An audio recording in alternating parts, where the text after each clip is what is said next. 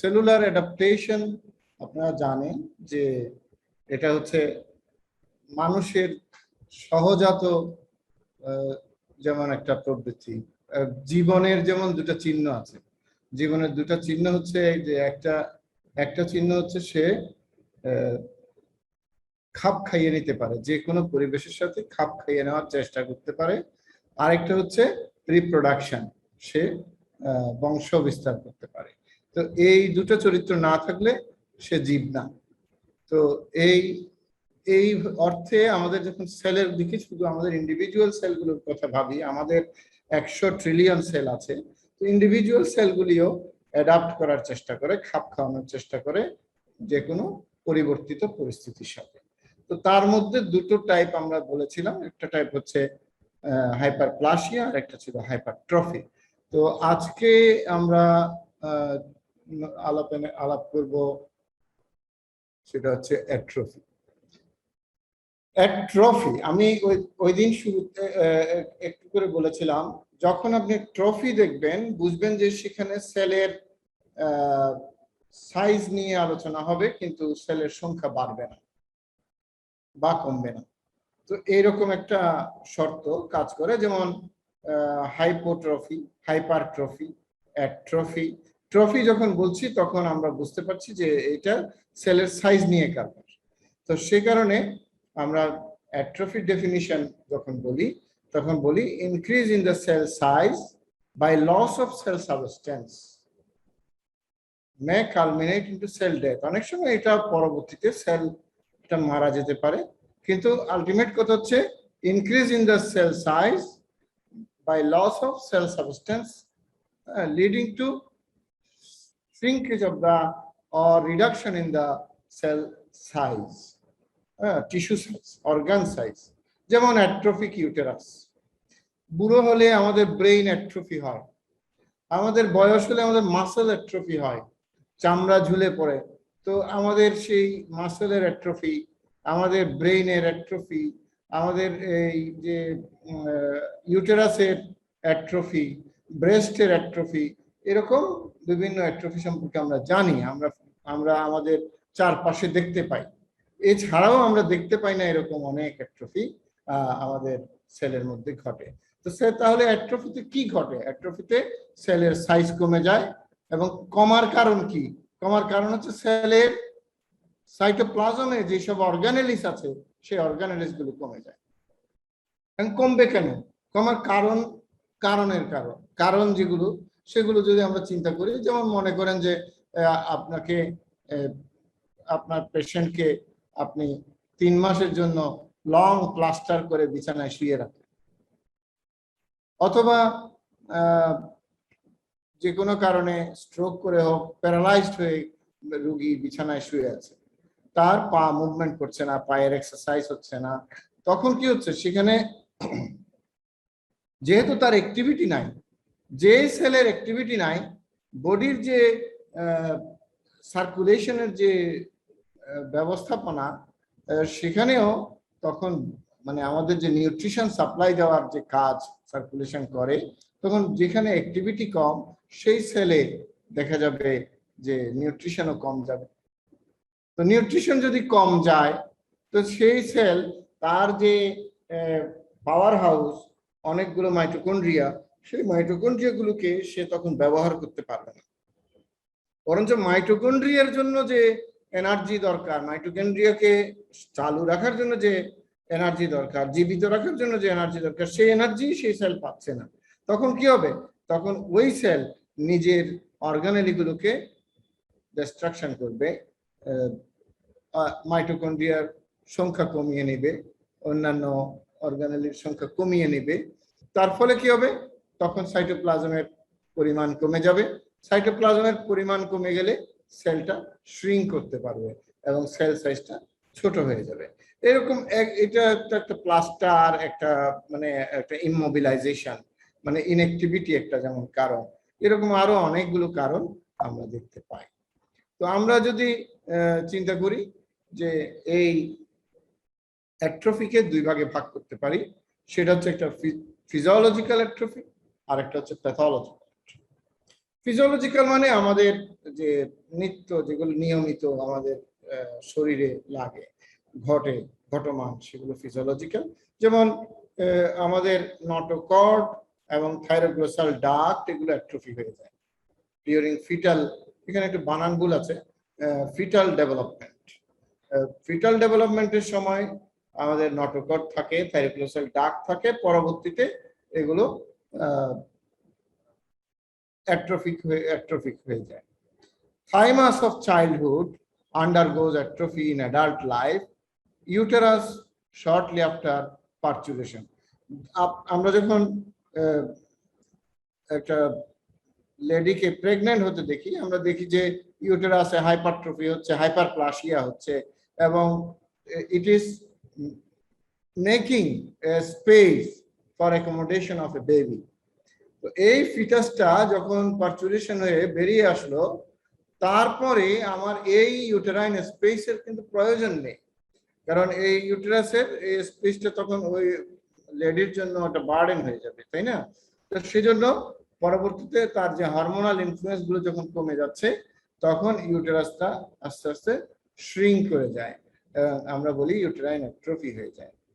তো আবার after menopause সমস্ত হরমোনাল যে মিনিমাম যে হরমোনাল স্টিমুলেশন যেটা রেগুলার মেনস্ট্রাল সাইকেল গুলোকে চালনা করছিল, সেগুলি যখন কমে যাচ্ছে, তখন দেখা যাবে যে এই আমাদের ইউটেরাসটা আরো অ্যাট্রোফিড হয়ে একদম ছোট হয়ে যায়। প্যাথোলজিক্যাল অ্যাট্রোফি অনেক কারণে হতে পারে, যেমন একটা উদাহরণ হচ্ছে ম্যারাসমাস, প্রোটিন এনার্জি ম্যালনিউট্রিশন। ক্যান্সারের জন্য হতে পারে ক্যান্সার ক্যাটেক্সিয়া।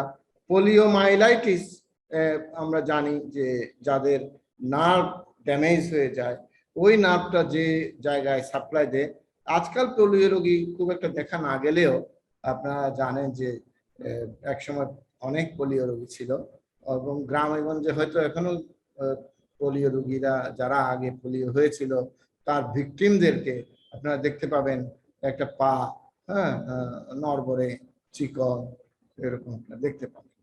তো এটা হচ্ছে নার্ভটা ড্যামেজ, নার্ভ সাপ্লাই যেখানে যে লিম্ফটাতে গিয়েছিল, ওই লিম্ফটা যেহেতু নার্ভ সাপ্লাই নাই, এখন তার অ্যাক্টিভিটির যে স্টিমুলেশনটা নার্ভের মধ্য দিয়ে যাবে, সেই নার্ভটাতে স্টিমুলেশন পৌঁছাচ্ছে না।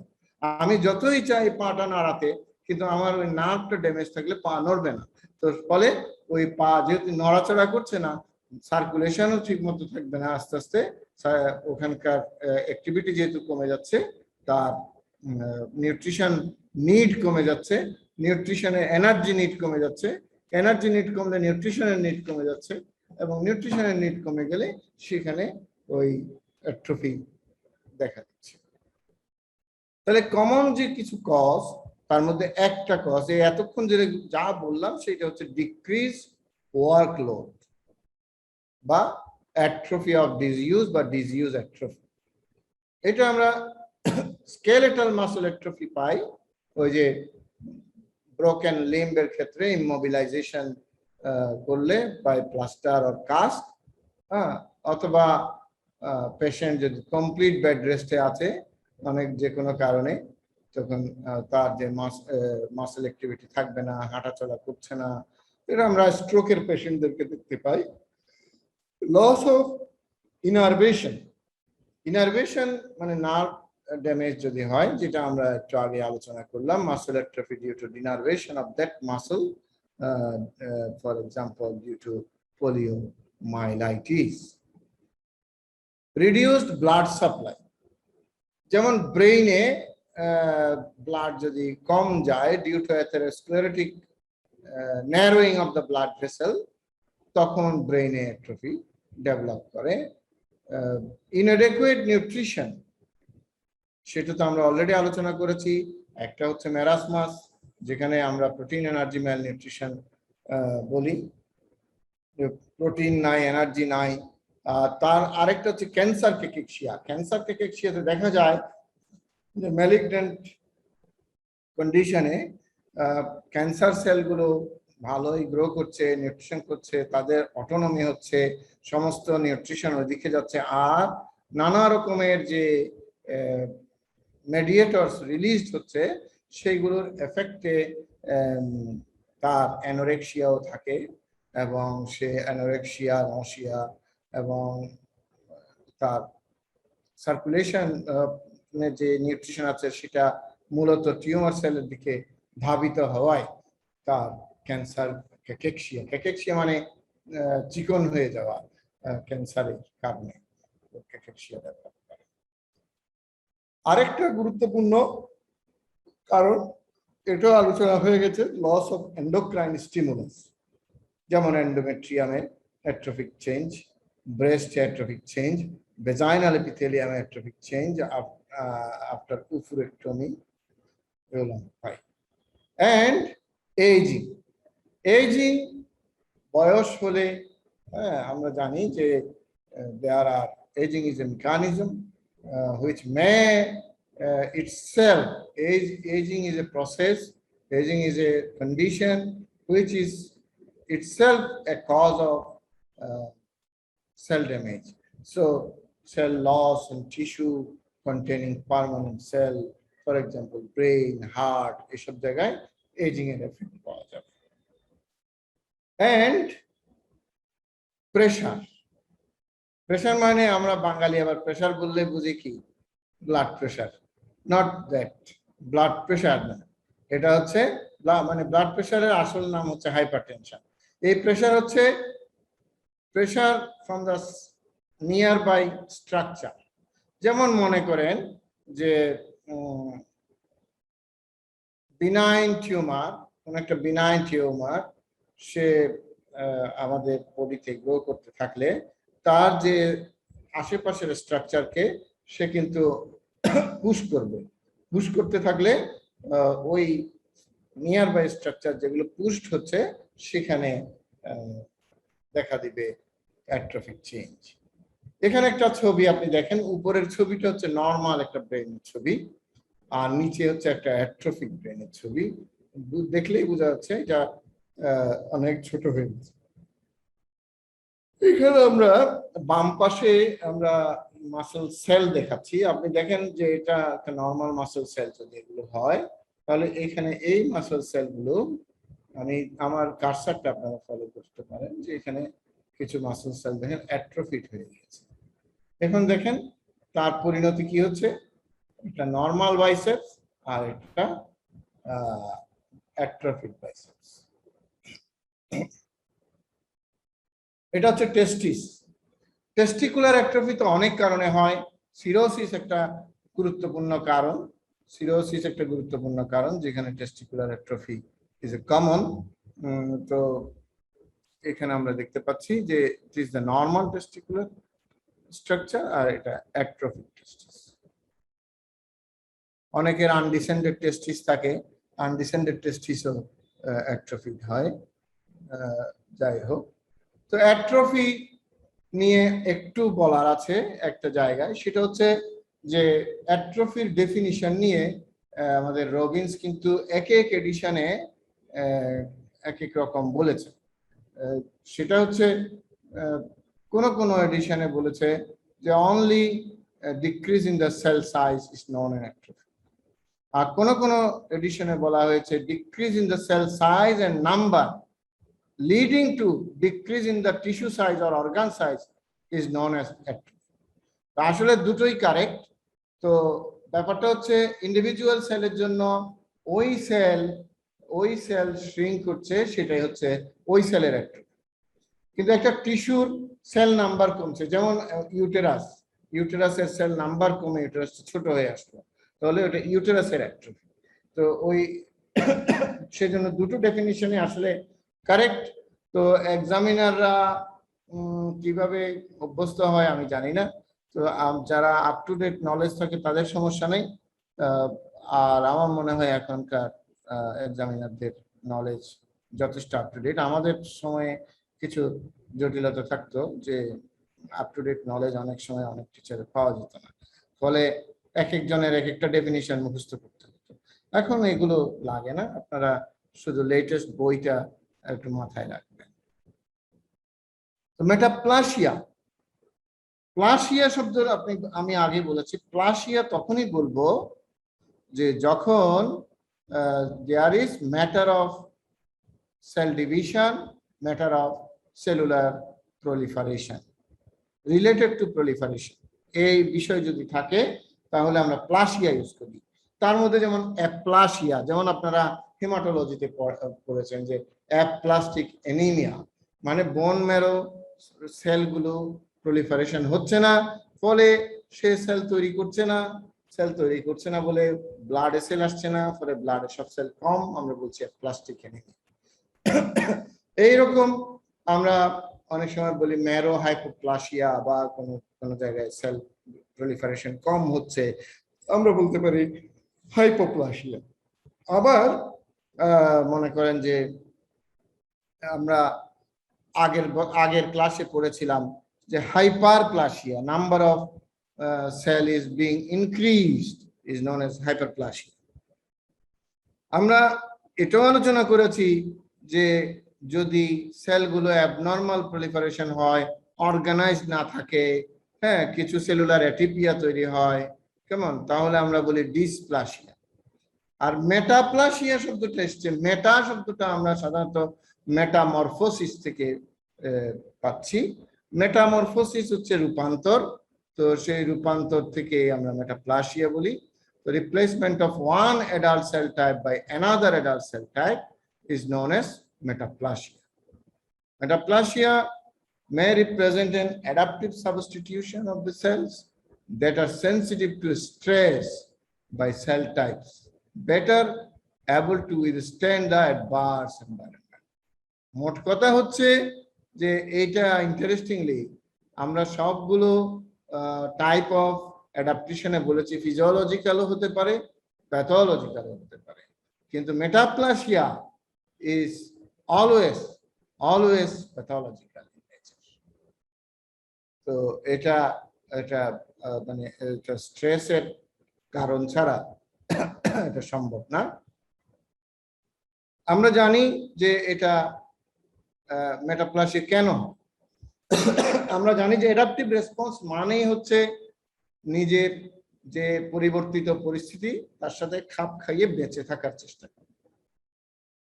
তো so it is protective in nature, এবং এটা প্যাথোলজিক্যাল কন্ডিশনে কারণে হচ্ছে, সেটা হলেও এটা যেহেতু অ্যাডাপটিভ রেসপন্স, এটা by definition it is reversible.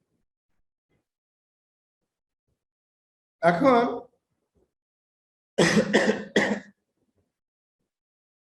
যদি আমরা চিন্তা করি যে মেটাপ্লাসিয়া একটা রিভার্সিবল মেকানিজম, এটা একটা প্রোটেক্টিভ মেকানিজম, এবং এটাকে প্রি ম্যালিগন্যান্ট ভাবার তেমন কারণ নাই। তবে হ্যাঁ, এটা থেকে আমরা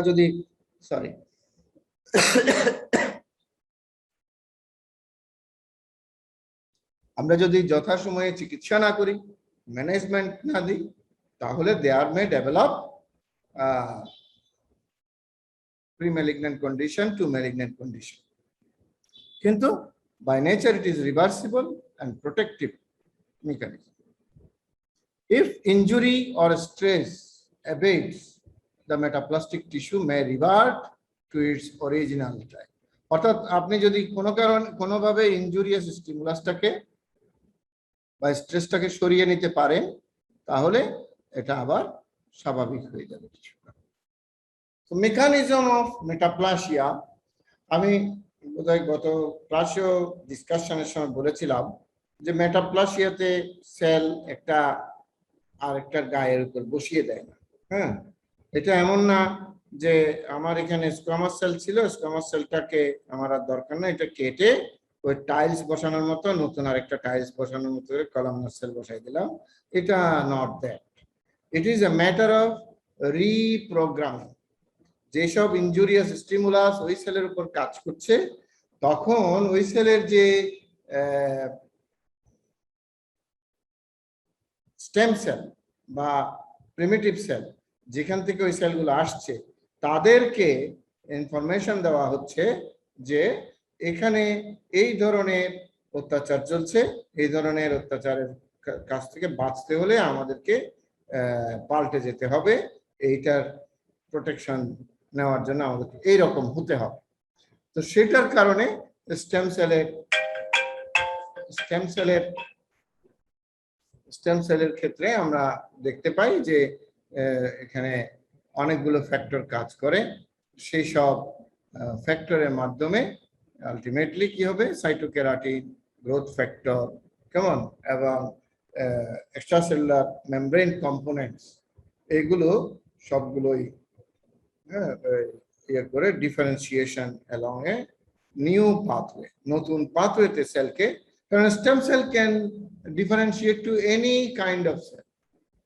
আমরা অনেক সময় অবাক হয়ে যাই যে এখানে এইরকম টিউমার হলো কি করে। আমরা অনেক রকমের টিউমার অ্যাবনর্মাল, যেখানে ওই ধরনের টিস্যু নাই, ওখানে ওই রকম একটা টিউমার পেয়ে যাই। তো ও আসলে এই মানে আমরা যেখানে যেই সেল সেখানে সেই রকম টিউমার পাবো, এরকম যে ভাবি, এটা সঠিক নয়। কারণ এইগুলো তো সেল প্রলিফারেশনের মাধ্যমে হচ্ছে, এবং তখন ওই প্রিমিটিভ সেলগুলো বা স্টেম সেলগুলোতে যদি ইয়ে হয়, মিউটেশন হয়, তখন it may differentiate in any kind of pathway. কোন দিকে যাবে সেটা বলা ডিফিকাল্ট হয়ে যায়। তো যাই হোক, এখানে একটা উদাহরণ হিসেবে আমরা দেখতে পাচ্ছি যে আপনি দেখেন যে এটা একটা ব্রঙ্কিয়াল এপিথেলিয়াম, যেখানে সিলিয়েটেড কলামনার এপিথেলিয়াম আছে, থাকার কথা, কেমন। আর এটা হচ্ছে বেসমেন্ট মেমব্রেন, এখানে আমাদের স্টেম সেলগুলো আছে, দেখেন এটা এটা এটা এটা স্টেম সেলগুলোর কাজ হচ্ছে নতুন করে কলামনার সেলগুলোকে রিজেনারেট করা, কারণ এগুলো শেডিং হয়ে যায়। তো যখন কন্টিনিউয়াস আপনি স্মোক করছেন, তখন কি হবে, কন্টিনিউয়াস স্মোক করলে এই স্মোকের যে নিকোটিন ইনজুরি, সেটা এই কলামনার সেলগুলো ইয়ে করতে পারে না, এই ফিজিক্যাল ইনজুরিটা টলারেট করতে পারে না। টলারেট করতে না পারলে তখন এগুলো ডেস্ট্রয় হয়ে যাচ্ছে। এগুলো ডেস্ট্রয় হতে থাকলে এক সময় স্টেম সেলগুলো স্টিমুলেটেড হচ্ছে এবং চেঞ্জ হচ্ছে, এবং দে আর ডিফারেন্সিয়েটেড টু স্কোয়ামাস, এবং তারপরে দেখেন এইগুলো আস্তে আস্তে স্কোয়ামাস সেল তৈরি করে ফেলছে। এবং এই স্ট্রেসটা লং টার্ম থাকলে তখন এরকম স্কোয়ামাস এপিথেলিয়াম হয়ে যাচ্ছে। আমরা তখন প্রশ্নটা হচ্ছে যে মানে কলামনার টু স্কোয়ামাস, আবার স্কোয়ামাস টু কলামনার, এখন আমরা কোনটাকে কি নামে ডাকবো? স্কোয়ামাস মেটাপ্লাসিয়া কখন বলবো, কলামনার মেটাপ্লাসিয়া কখন বলবো? আপনি শুধু মনে রাখেন, আপনি যদি মনে করেন যে আপনি এক সময় গার্মেন্টস ব্যবসা করতেন, তো গার্মেন্টস ব্যবসায় মন্দা, আপনি এখন চলে গেলেন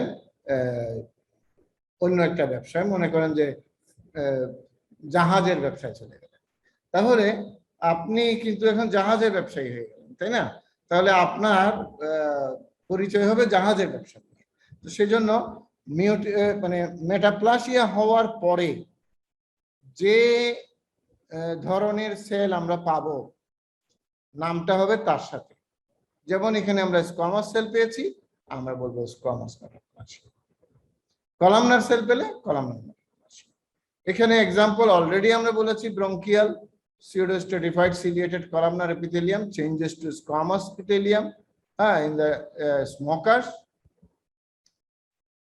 Uterine cervix endocervical columnar glands, endocervical glands যে columnar epithelium, সেখানে আমরা দেখতে পাই স্কোয়ামাস মেটাপ্লাসিয়া খুব কমন। প্রায় মনে হয় যে 50টা ইউটেরাস দেখলে আমি হয়তো 35 থেকে 40টা ইউটেরাসে স্কোয়ামাস মেটাপ্লাসিয়া পেয়ে থাকি। সো ক্রনিক সার্ভিসাইটিসে আমরা এটা পাই।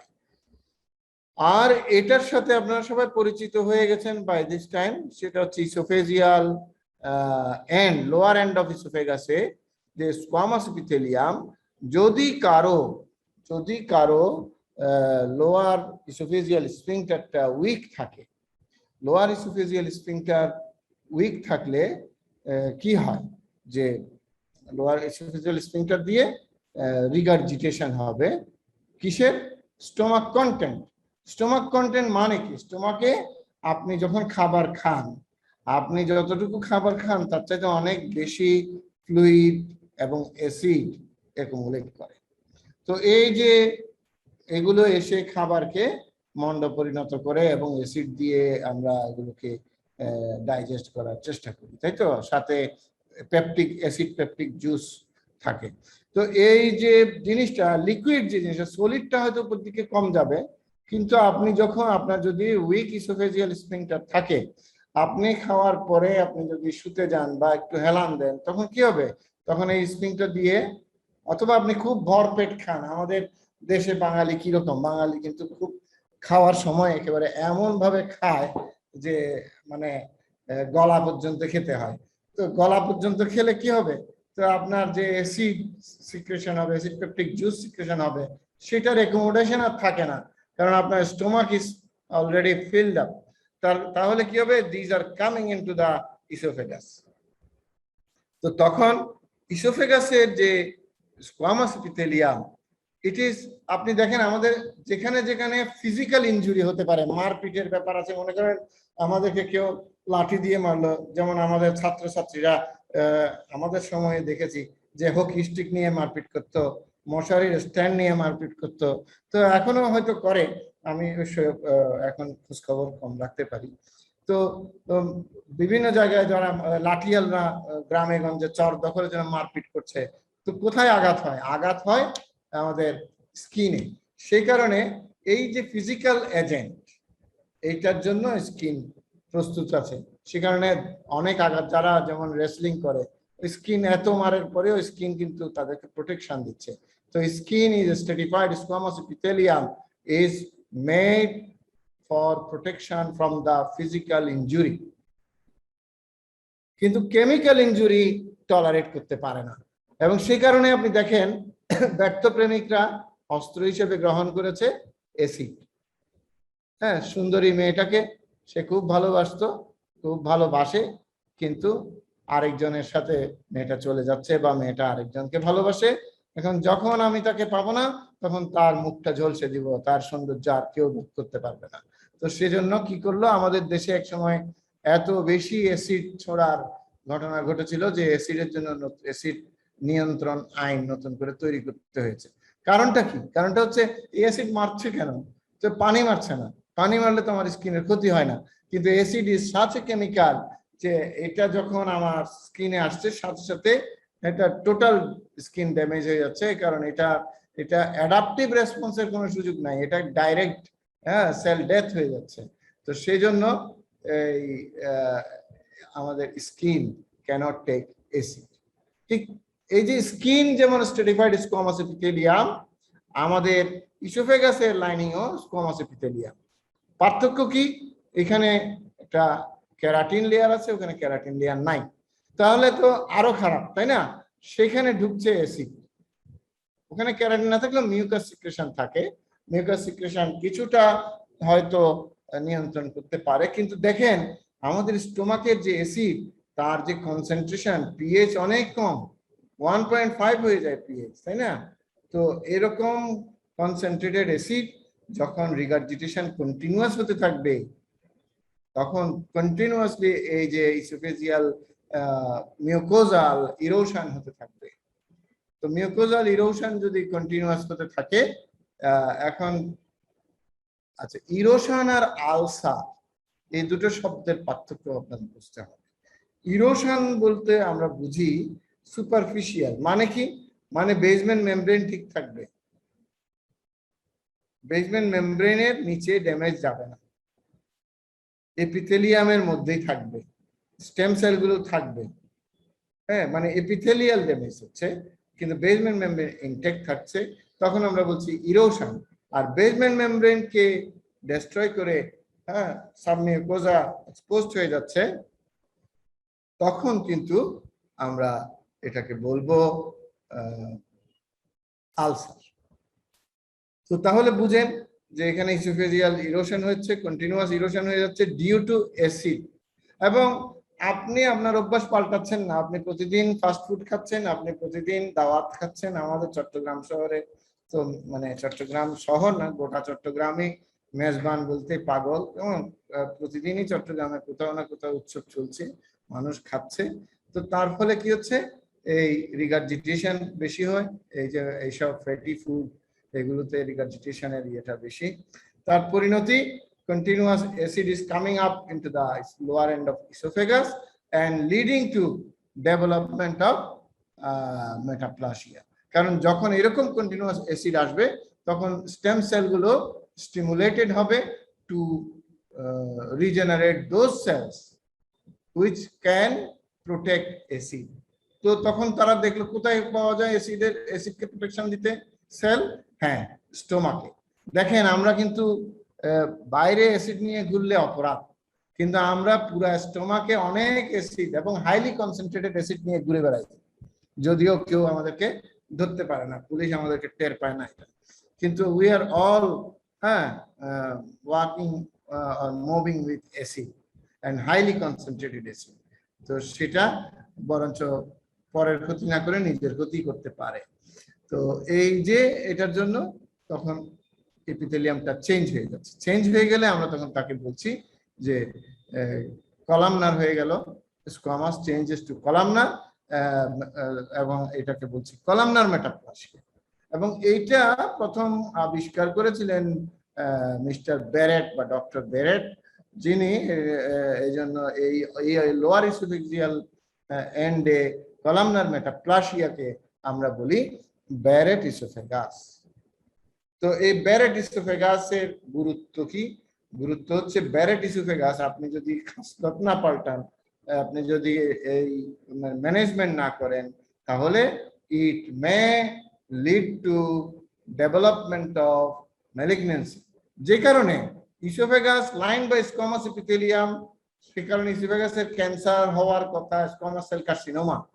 কিন্তু 5% cases esophageal cancers are adenocarcinoma and it is due to Barrett esophagus. আচ্ছা, এরপরে আমরা এই যে এখানে একটা ছবি দেখাচ্ছি, আপনারা দেখতে পাচ্ছেন যে এই ইসোফেজিয়াল স্কোয়ামাস এপিথেলিয়াম এটা আস্তে আস্তে চেঞ্জেস টু কলামনার। হ্যাঁ, কলামনার। এখানে আমরা এই ছবিতে দেখতে পাচ্ছেন যে এই যে স্কোয়ামাস এপিথেলিয়াম আস্তে আস্তে এই যে কলামনার হয়ে যাচ্ছে। হ্যাঁ, এখানে কলামনার হয়েছে, এখানে আসছে অলরেডি এখানে গ্ল্যান্ড ডেভেলপ করেছে। হ্যাঁ, এখানে গ্যাস্ট্রিক মেটাপ্লাসিয়া ইন ইসোফেগাস এটাকে বলা হয়, যে ওই যে ছবিটা এটাই একই জিনিস, এটা ইসোফেগাসে আপনারা যদি দেখেন যে এই squamous epithelium changes to columnar. এখন যদিও dysplasia is not an adaptation, dysplasia আসলে কি? ডিসপ্লাসিয়া হচ্ছে না ঘরকা না ঘাটকা, ওটা ঘরেরও না ঘাটেরও না। এটাকে আমরা অ্যাডাপ্টেশনের মধ্যে, যদি একসময় আমি যখন ছাত্র ছিলাম 3rd এডিশন রবিন্সে, এখন বোধহয় 10th এডিশন না রবিন্স, আমরা তখন পড়তাম 3rd এডিশন রবিন্স প্রথমে। তো আমি 3rd এডিশন থেকে সবগুলো এডিশনই একবার করে পড়তে হয়েছে।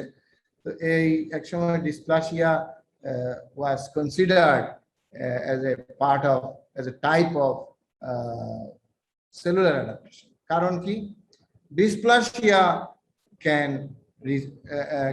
dysplasia is somewhat reversible.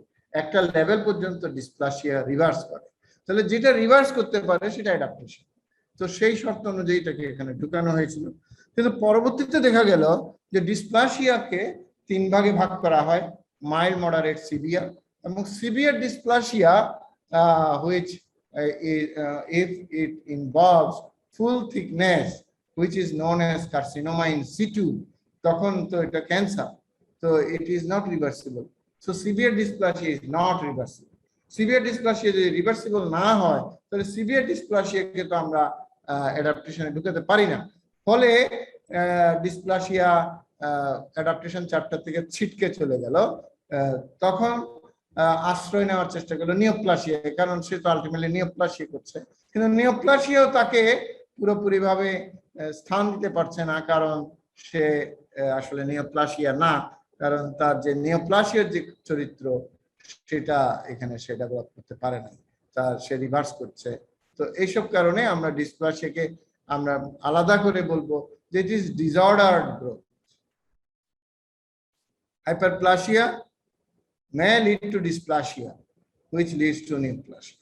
এটা একটা ঘটতে পারে যে হাইপারপ্লাসিয়া হয়েছে, আমরা ম্যানেজমেন্ট নিচ্ছি না, চিকিৎসা দিচ্ছি না। যেমন মনে করেন যে গল ব্লাডার এপিথেলিয়াল হাইপারপ্লাসিয়া হয় ডিউ টু স্টোন ইরিটেশনে। অনেকে গল ব্লাডার স্টোন সার্জারি করতে চায় না, তো স্টোন আছে, ইরিটেশন হচ্ছে, তো হাইপারপ্লাসিয়া হয়, মেটাপ্লাসিয়া হয়, ডিসপ্লাসিয়া হয়, এবং dysplasia May lead two neoplasia. So it is a precursor of malignancy, but it's reversible up to grade 2. Common location, cervix, uterine cervix, and gastrointestinal tract. এগুলো common location। এখানে আপনারা দেখতে পাচ্ছেন cervical dysplasia, যে normal tissue, আপনি এই যে আমি লাল দাগ দিয়ে দেখিয়েছি, এখানে আপনি দেখেন যে বেজাল লেয়ার, বাম পাশে আপনারা খেয়াল করেন বেজাল লেয়ারে এই যে বেজাল সেল, তারপরে তার একটু উপরে হচ্ছে প্যারাবেজাল সেল, তারপরে এই অংশটা ইন্টারমিডিয়েট সেল, তারপরে এই অংশটা সুপারফিসিয়াল সেলস। তো এই যে ক্রনোলজিক্যালি সেলগুলো যে স্টেম সেল থেকে যখন বেজাল সেল, প্যারাবেজাল সেল আস্তে আস্তে ম্যাচিউর হচ্ছে, তত আস্তে আস্তে ম্যাচিউর হয়ে উপরের দিকে উঠছে। যত উপরে উঠছে নিউক্লিয়াস ছোট হচ্ছে, সাইটোপ্লাজম অ্যাবান্ডেন্ট হচ্ছে। ফলে আপনি দেখবেন, এটা বোঝার সোজা, এখানে নিউক্লিয়াস গুলো একটার পাশে একটা, তার মানে সাইটোপ্লাজম কম। এখানে নিউক্লিয়াস গুলো একটু দূরত্বে আছে, তার মানে কিছু সাইটোপ্লাজম বেড়েছে। আর এখানে নিউক্লিয়াস গুলো অনেক দূরত্বে, তার মানে এখানে অনেক সাইটোপ্লাজম আছে। কিন্তু সেইটার সাথে আপনি যদি ডান পাশে চলে আসেন, ডান পাশের কম্পেয়ার করেন, তাহলে আপনি দেখবেন যে একদম সুপারফিশিয়াল লেয়ারেও নিউক্লিয়াস গুলো খুব ঘন সন্নিবেশিত। আপনি মাঝখানেও দেখেন এখানে নিউক্লিয়াস গুলো একটা একটার সাথে লেগে আছে প্রায় কাছাকাছি, অর্থাৎ সাইটোপ্লাজম কম। আরো কি, আপনি এই সেলগুলোকে যদি কম্পেয়ার করেন বেজাল সেলগুলোর সাথে, these are almost similar to the basal cell even if the top of the stratum, তাই না? তো সে কারণে আমরা এখানে দেখতে পাচ্ছি যে পুরোটাই ইনভলভ হয়ে গেছে, আমরা বলছি যে এখানে ডিসপ্লাসিয়া আছে। হ্যাঁ, সো দিস ইজ স্ন্যাপ। আমি এটাকেও ডিসপ্লাসিয়া বোঝাতে চাচ্ছি। দেখেন আপনি এখানে একটা পোলারিটি ছিল, আপনি খেয়াল করেন যে the columns, these are columns, they are arranged in a formula, but this cell is abnormal। এই পাথরটা এখানে abnormal, large, irregular in shape, কেমন lost its polarity। তো তখন আমরা খেয়াল করে দেখছি যে এটা it is one kind of dysplasia। তো আমরা এটা শেষ করলাম, অ্যাডাপটিভ রেসপন্সের এই অংশটা আমরা শেষ করলাম। তো আমি এই অংশ শেষ করার পরে আমাদের পরবর্তী স্টেপে যাব। এর মধ্যে কি আপনারা কিছু আলাপ করতে চান? আমি সেল ইনজুরিতে ঢুকে যাব কিন্তু। স্যার কোশ্চেন স্যার আমরা একবারে লাস্টেই নেই স্যার। আচ্ছা, এটা ক্লোজ করি আমি একটু। ক্লোজ করার পরে সেল ইনজুরিতে যাই।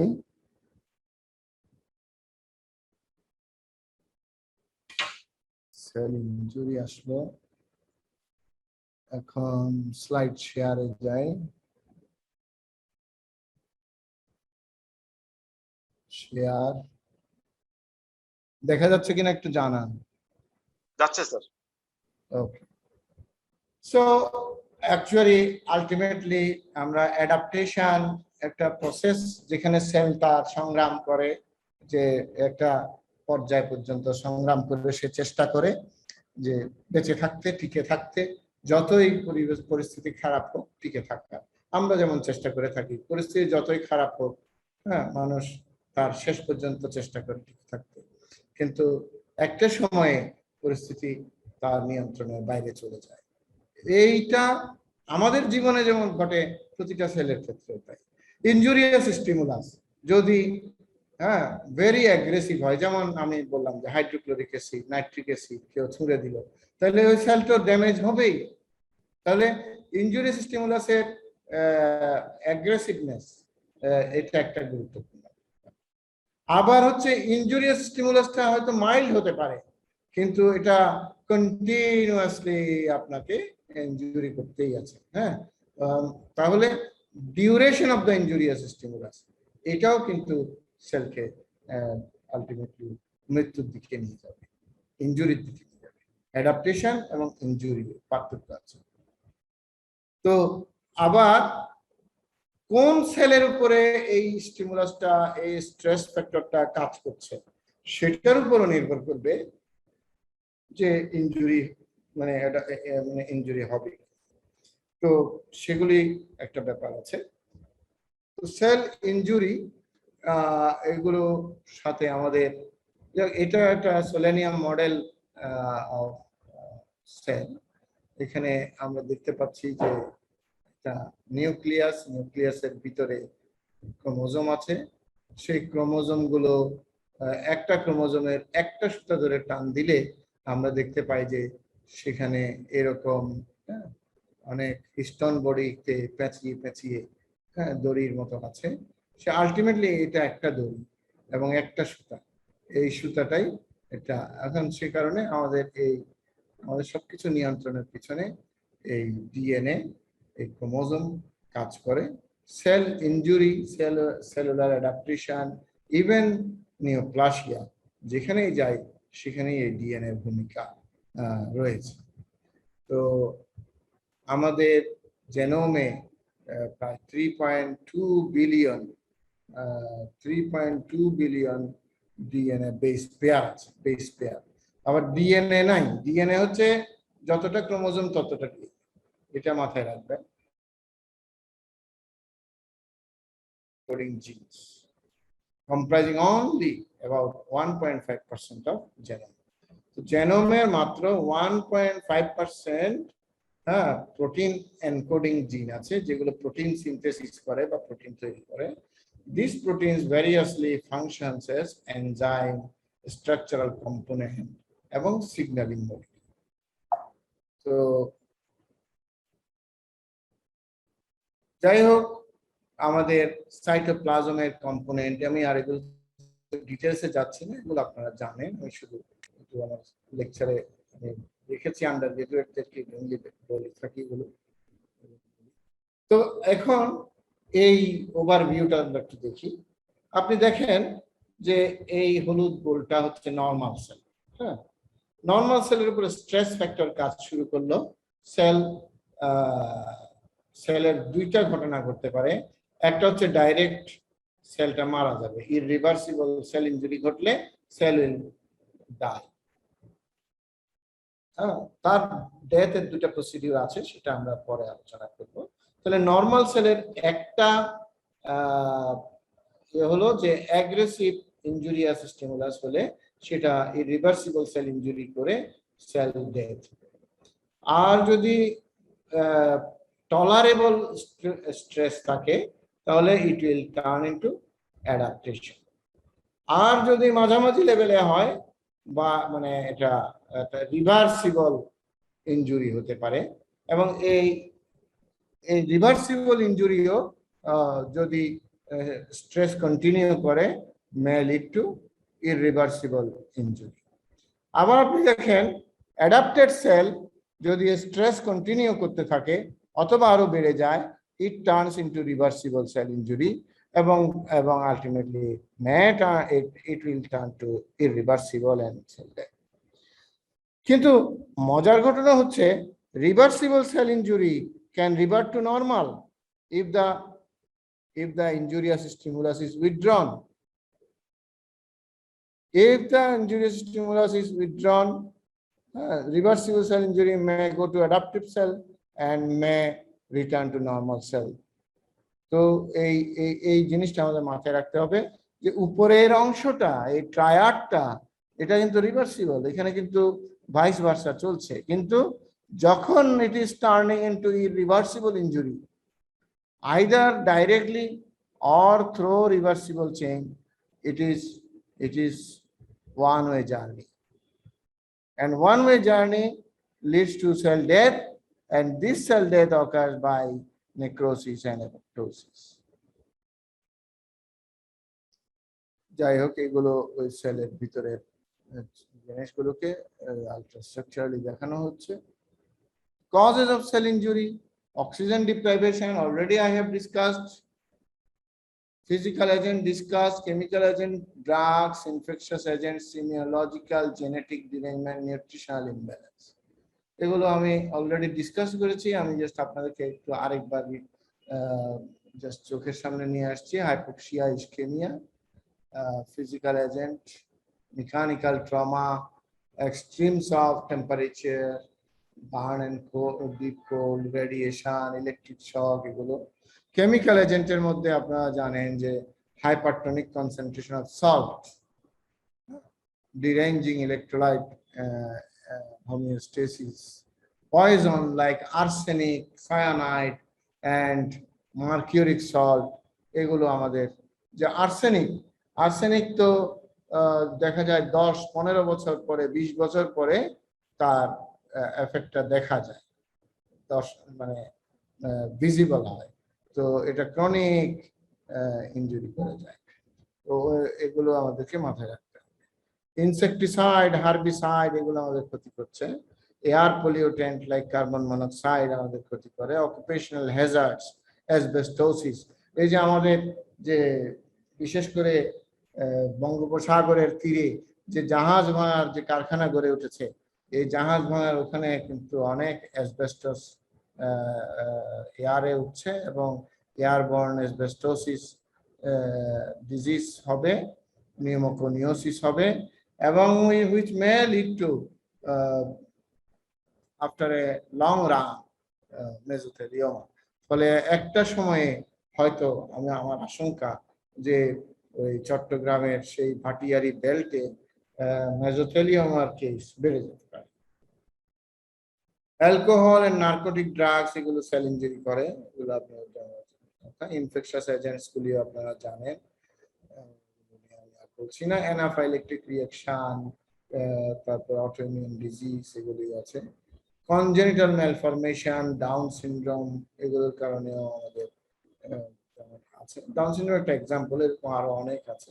Decreased life of red cell, thalassaemia, sickle cell anaemia, এগুলির ক্ষেত্রেও জেনেটিক ডিরেঞ্জমেন্টই কারণ।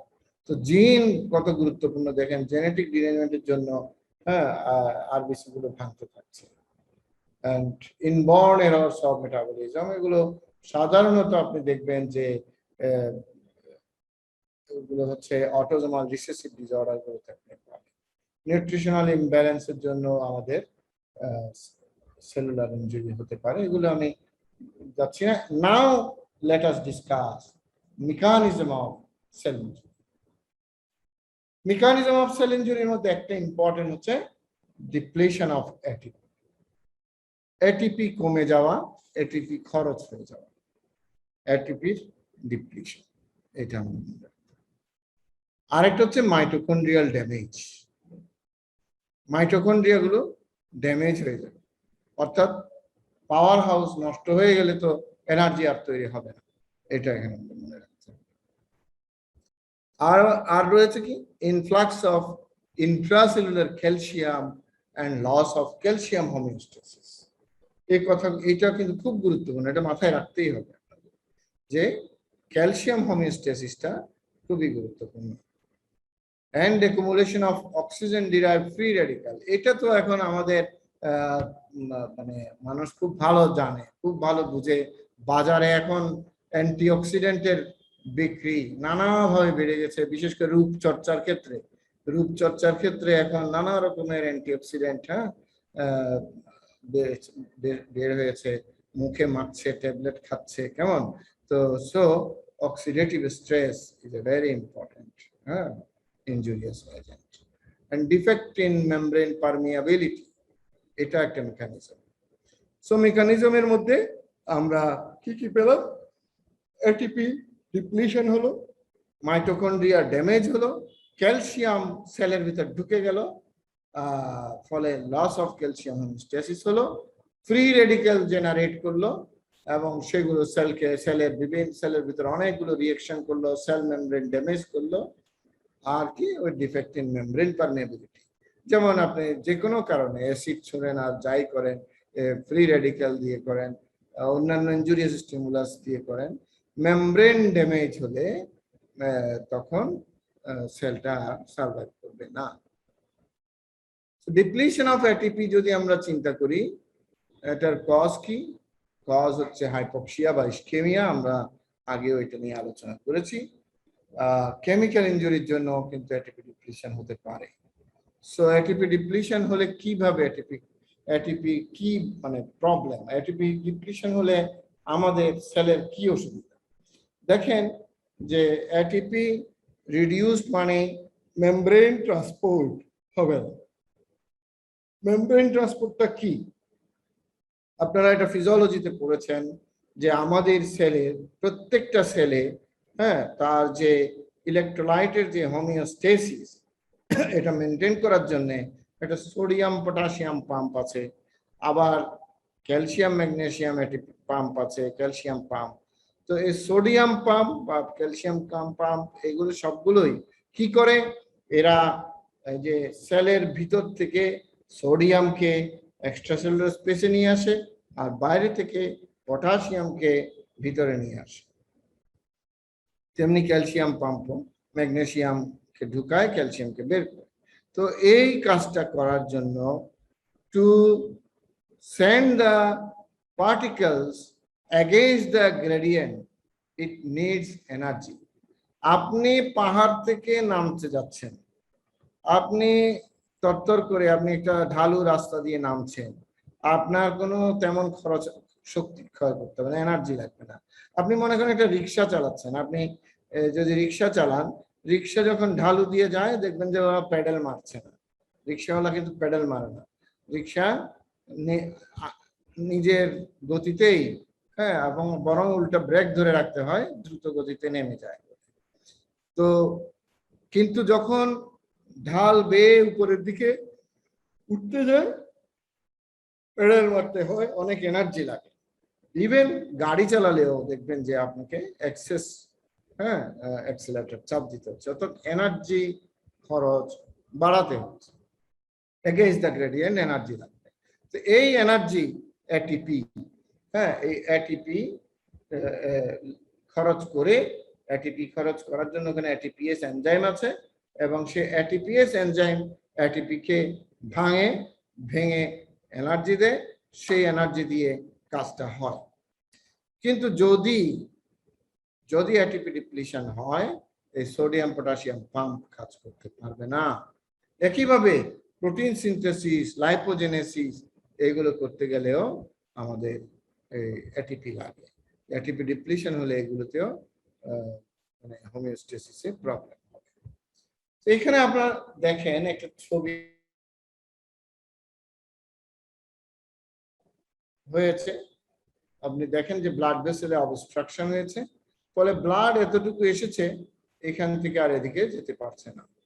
যেতে যদি না পারে তাহলে সেলের ভিতরে অক্সিজেন ঢুকতে পারে নাই, সেলে এখানকার এই ব্লাড ভেসেল যেসব যেই সেলগুলোতে নিউট্রিশন অক্সিজেন সাপ্লাই দিচ্ছিল, তারা আর অক্সিজেন পাচ্ছে না। অক্সিজেন না পেলে মাইটোকন্ড্রিয়া কি ঘটবে? মাইটোকন্ড্রিয়া যে অক্সিডেটিভ ফসফোরাইলেশন হচ্ছিল, সেই অক্সিডেটিভ ফসফোরাইলেশনটা বন্ধ হয়ে যাবে। কারণ অক্সিজেন না পেলে অক্সিডেটিভ ফসফোরাইলেশনের শেষ মাথায় হাইড্রোজেন যেটা এসেছে, সে হাইড্রোজেনটা অক্সিজেনের সাথে বাইন্ড করতে পারবে না। না পারলে পুরো চেইনটা আলটিমেটলি থেমে যাবে, এনএডিএইচ গুলো আর মানে এনএডি হয়ে, হ্যাঁ, তার গ্লাইকোলাইসিসে ফেরত যেতে পারবে না। তো ফলে there will be decreased ATP. Decreased ATP যদি হয়, একটা হচ্ছে ডিক্রিজ সোডিয়াম পাম্প, এটা অলরেডি ডিসকাস। সোডিয়াম পাম্প যদি ডিক্রিজড হয়, হ্যাঁ, তাহলে পটাশিয়াম বাড়ছে, পটাশিয়াম বাইরে চলে যাচ্ছে, সোডিয়াম ভিতরে ঢুকছে। আর সোডিয়াম আপনারা জানেন যে সোডিয়াম একা আসে না, সোডিয়াম তার সাথে ক্লোরাইডকে টেনে নিয়ে যায়। সোডিয়াম আর ক্লোরাইড যখন একত্র হয় তখন সেটাকে আমরা কি বলি? আমরা বলি লবণ, তাই না? তো লবণ কি করবে? পানিকে টানবে। তাহলে সোডিয়াম ক্লোরাইড পানিকে টানলো, পানিকে যদি সেলের ভিতরে ঢুকায় সেলের মধ্যে স্পেস বাড়াতে হবে, তাই না?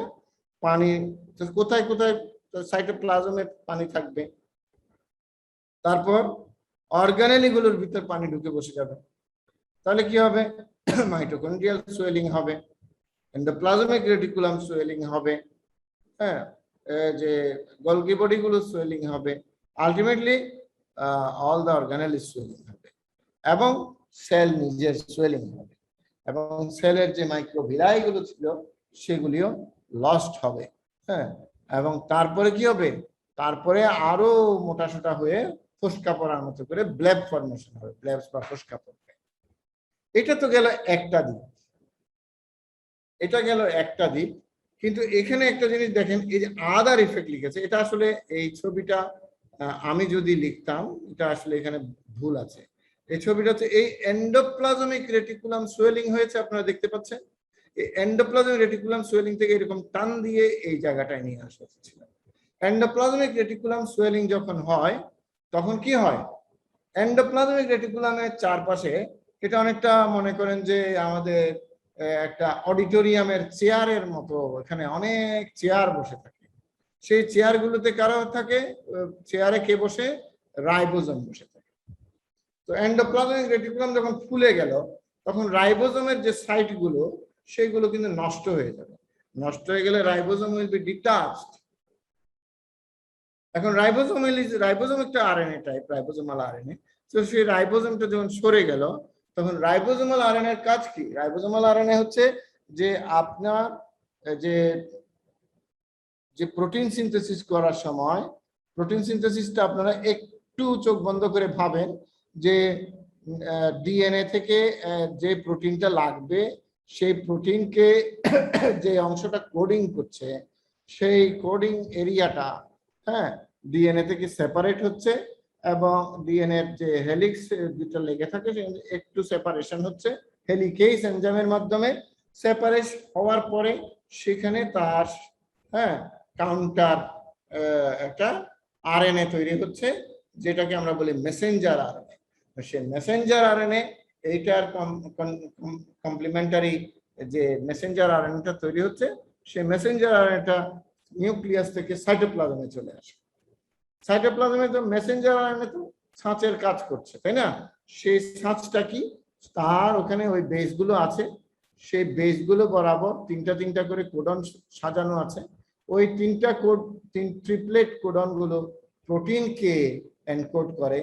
তো ওই ওই ট্রিপলেট কোডন গুলো যে যে অ্যামাইনো অ্যাসিডের জন্য অ্যামাইনো অ্যাসিডকে এনকোড করে, তো যে অ্যামাইনো অ্যাসিডটা ওই ট্রিপলেটের সাথে লাগবে সেই অ্যামাইনো অ্যাসিডটাকে খুঁজে নিয়ে আসে ট্রান্সফার আরএনএ। ট্রান্সফার আরএনএতে অ্যান্টিকোডন থাকে, ওই অ্যান্টিকোডন গুলো দিয়ে সে এই একটা অ্যামাইনো অ্যাসিডকে ধরে নিয়ে আসে।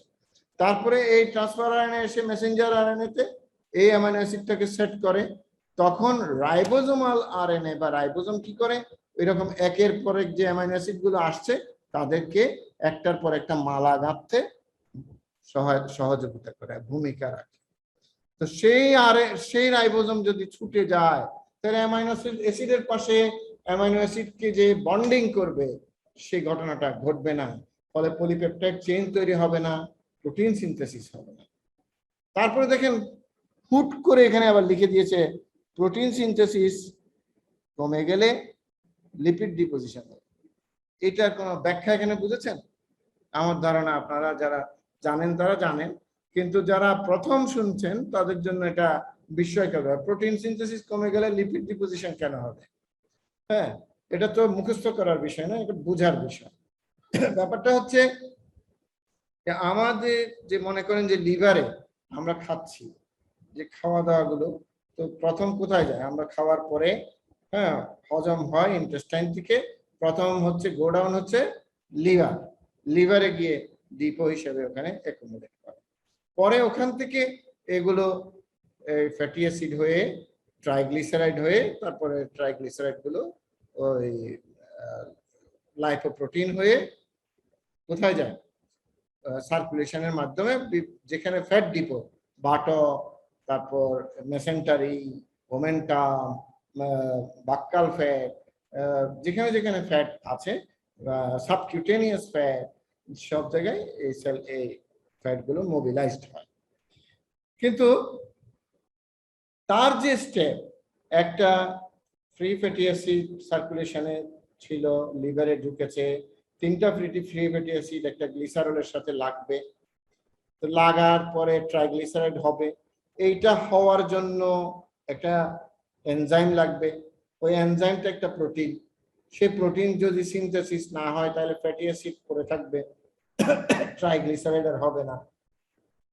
আর যেগুলো ট্রাইগ্লিসারাইড হলো সেই ট্রাইগ্লিসারাইড গুলো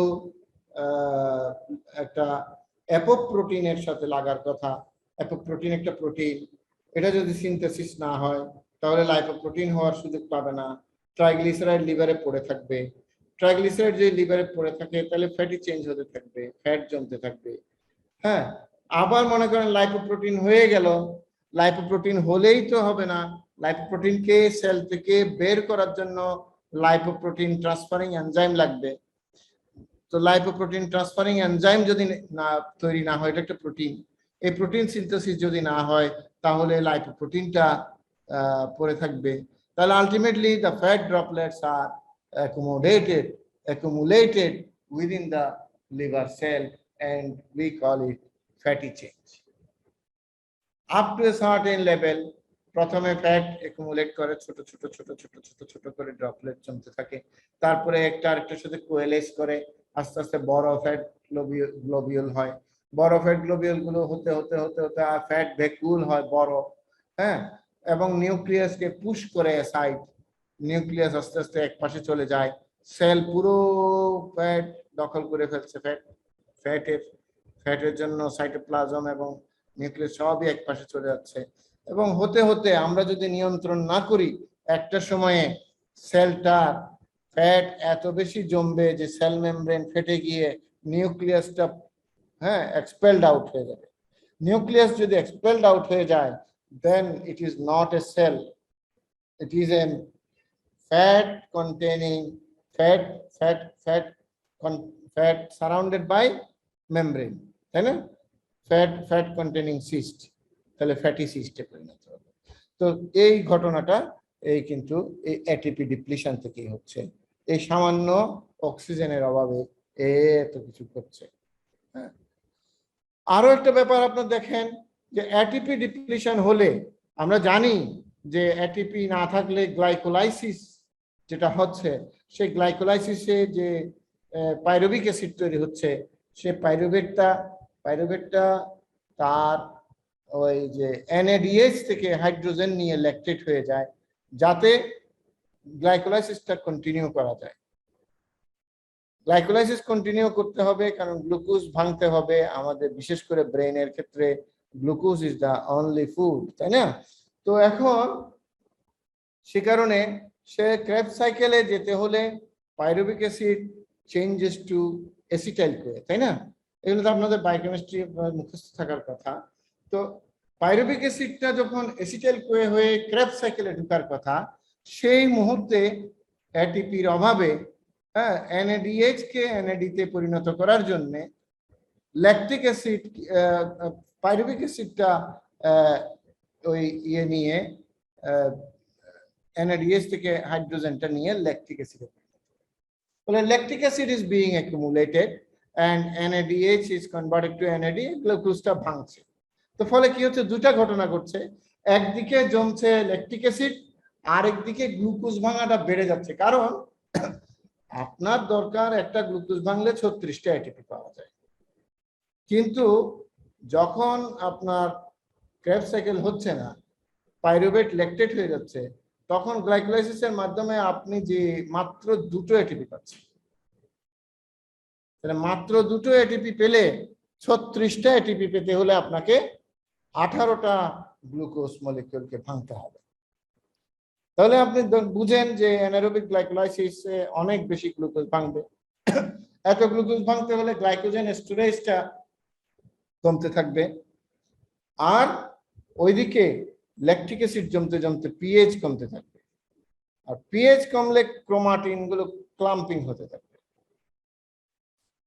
এখন এতটুকু পর্যন্ত রিভার্সিবল, এতটুকু পর্যন্ত রিভার্সিবল, কিন্তু যদি কন্টিনিউ করে ওই যে সেল সোয়েলিং হতে হতে সেল মেমব্রেন ভেঙে যায়, ড্যামেজ হয়, তাহলে রিভার্সিবল। ক্রোমাটিন ক্লাম্পিং হতে হতে হতে হতে একসময় পিকনোসিস হয়ে গেলে তখন রিভার্সিবল, ইররিভার্সিবল। হ্যাঁ, এইভাবে আমরা ইররিভার্সিবল সিচুয়েশনে পৌঁছে যেতে পারি। তারপরে আসছে মাইটোকন্ড্রিয়াল ড্যামেজ। মাইটোকন্ড্রিয়াল ড্যামেজ, এটা কারণ কি? ওই hypoxia, toxins, cytosolic calcium, oxidative stress, lipid breakdown products. হ্যাঁ, লিপিড ব্রেকডাউনে যে লিপিড ভাঙলে লিপিড ব্রেকডাউন প্রোডাক্ট, এগুলো ফ্রি রেডিক্যালের মতো কাজ করে। Mitochondrial damage, mitochondrial permeability transition of inner membrane, formation of high conductance channel. হ্যাঁ, তার ফলে কি হচ্ছে? তার ফলে there is mitochondrial oxidative phosphorylation is reduced. তার ফলে কি হচ্ছে? তার ফলে ATP production is reduced. তার ফলে leakage of cytosolic calcium into cytosol, calcium ঢুকে যাচ্ছে। তো আপনি দেখেন এখানে আমরা দেখাচ্ছি যে মাইটোকন্ড্রিয়াল ইনজুরি অর ডিসফাংশন, হ্যাঁ, যাই ঘটুক, increased cytosolic calcium, oxidative stress or lipid consumption, whatever, it leads to ATP, decreased ATP production. ফলে এখানে আমরা দেখতে পাচ্ছি হাইড্রোজেন বেরোচ্ছে, সাইটোক্রোম সি বেরিয়ে আসলো and leads to mitochondrial permeability transition. আর কি? আর হচ্ছে সাইটোক্রোম সি, আদার প্রো অ্যাপোপ্টোটিক প্রোটিনস, এগুলো স্টিমুলেটেড হচ্ছে, আলটিমেটলি সেলটা অ্যাপোপ্টোসিসের দিকে চলে যাচ্ছে। এই হলো মূল ঘটনা। এখানে আমরা বলছি যে মাইটোকন্ড্রিয়াল পারমিয়াবিলিটি ট্রানজিশন মানে মাইটোকন্ড্রিয়াল পারমিয়াবিলিটিটাকে ড্যামেজ করে দিবে, ফলে মাইটোকন্ড্রিয়া গুলো সোয়েলিং হয়ে যাবে এবং মাইটোকন্ড্রিয়া আর কোনো কাজ করতে পারবে না।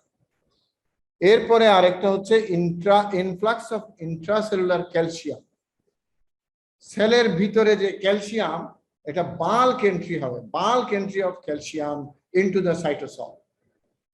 এইটা মানে একটা গুরুত্বপূর্ণ বিষয়। এই ছবিতে আপনি দেখতে পাচ্ছেন যখনই ইনজুরিয়াস স্টিমুলাস আসে, আমরা যদি একটু পিছনে ফিরিয়ে ফিজিওলজি ভাবি, যে মেমব্রেন পটেনশিয়াল বলে একটা কথা আপনারা পড়েছেন ফিজিওলজি। আমাদের মেমব্রেনের যে চরিত্র, তার যে রেসপন্স, এগুলোর সাথে সোডিয়াম, হ্যাঁ, পটাশিয়াম, ক্যালসিয়াম, এগুলোর একটা খেলা আছে। ক্যালসিয়ামকে বলা হয়েছে গেট কিপার সোডিয়াম চ্যানেলের। তো ক্যালসিয়াম হচ্ছে গেট কিপার, মানে কি? দারোয়ান। তো দারোয়ানকে আমরা কোথায় রাখতে চাই? দারোয়ান থাকবে বাইরে, দারোয়ানকে কেউ ঘরে ঢুকাবে না। দারোয়ানকে আমরা, আমাদের খুব উপকারী, কিন্তু সে থাকতে হবে বাইরে। সে ভিতরে ঢুকলে আমাদের ক্ষতি করবে, তাই না? এটা আপনারা দেখেছেন, আমাদের যেমন বিভিন্ন সময় যে সামরিক শাসন এসছে, দারোয়ান ঘরে ঢুকে গেছে, তাই না? তো এরকম ইনফ্লাক্স অফ ইন্ট্রাসেলুলার ক্যালসিয়াম, এটা যখন ইনজুরিয়াস স্টিমুলাস কাজ করে, তখন এই bulk entry of calcium into the cytoplasm. একই সময়ে মাইটোকন্ড্রিয়া থেকে, এন্ডোপ্লাজমিক রেটিকুলাম থেকে ক্যালসিয়াম রিলিজ হয়ে সাইটোপ্লাজমে ক্যালসিয়াম বেশি হলে কি হচ্ছে?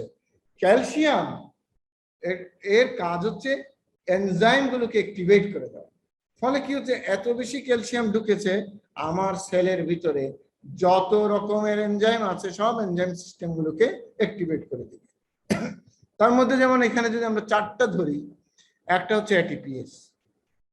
এটিপিএস যদি অ্যাক্টিভেটেড হয়, তাহলে সকল এটিপিএস এর কাজ কি? এটিপি যা আছে তাকে ভেঙে ফেলো, তাহলে এমনিতেই এটিপি প্রোডাকশনের সমস্যা, তার মধ্যে যা আছে তা ভেঙে গেল। ফসফোলাইপেজ, যেটা মেমব্রেনের একটা কম্পোনেন্ট হচ্ছে ফসফোলিপিড। ফসফোলিপিড বাইলেয়ার, তাই না? আর তার মাঝে মাঝে কিছু প্রোটিন থাকে। এই ফসফোলিপিড, সমস্ত ফসফোলিপিড গুলো তখন ডিগ্রেডেশন হবে। তো ডিগ্রেডেশন হলে মেমব্রেন ড্যামেজ হবে। Protease, protein, skeletal protein, microfilament, microtubules যার যেগুলো আছে, এবং মেমব্রেনে যে প্রোটিন থাকে এগুলোকে সবগুলোকে ড্যামেজ করে ফেলে প্রোটিয়েজ। ফলে সেলের যে শেপ, হ্যাঁ, এই শেপটা ধরে রাখার জন্য কিন্তু মাইক্রোফিলামেন্ট, মাইক্রোটিউবিউলস থাকে। তাহলে শেপ নষ্ট হয়ে গেল, মেমব্রেনের যে প্রোটিন আছে সেটা ড্যামেজ হয়ে গেল, মেমব্রেন লিকেজ হয়ে গেল, তাহলে মেমব্রেন ড্যামেজ হয়ে গেল। আরেকটা হচ্ছে এন্ডোনিউক্লিয়েসকে অ্যাক্টিভেট করবে, এবং এন্ডোনিউক্লিয়াস গিয়ে নিউক্লিয়ার ক্রোমাটিনকে ক্লাম্পিং করে ফেলবে, ড্যামেজ করে ফেলবে। এখানে আরেকটু বড় করে আমি দেখালাম। তো এটা যদি আমরা দেখি তাহলে আপনার পরিষ্কার ভাবে বুঝতে পারছেন যে কিভাবে আলটিমেটলি মেমব্রেন ড্যামেজ হলে সেল, মেমব্রেন না থাকলে আর সেলের কোনো ইয়ে থাকবে না, অস্তিত্ব থাকবে না।